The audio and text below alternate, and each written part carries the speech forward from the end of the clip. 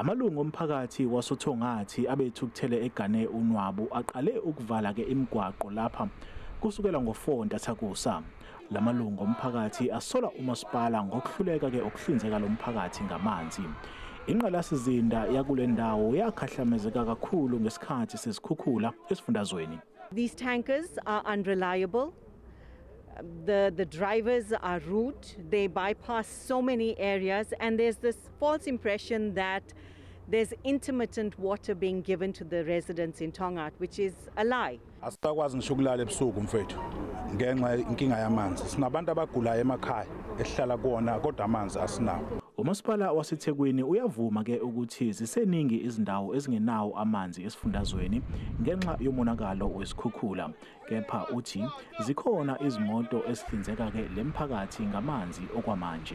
Kusasa noma kanjani singabe sesikwazi kuyoyithula uma kungabanga khona ikhalo siyoyithula inkontraka ekuyiyona ezoqala lo msebenzi. Kusenjalo elovu eningizimu yeTheku izakhamuzi zakhona zigcwale imigwaqo zikhononda ngokuthi ke izimoto azikwazi ukusebenzisa ke imigwaqo yakulendawo ngenxa ke yesimo sayo esingesihle. Angazi noma mhlambe thini ngoba nakusihlala emafamu.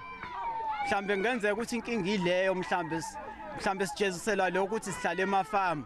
Ikhansela lakulomphakathi lithi lolu daba sedluliselwe emnyangweni wezokuthutha esifundazweni.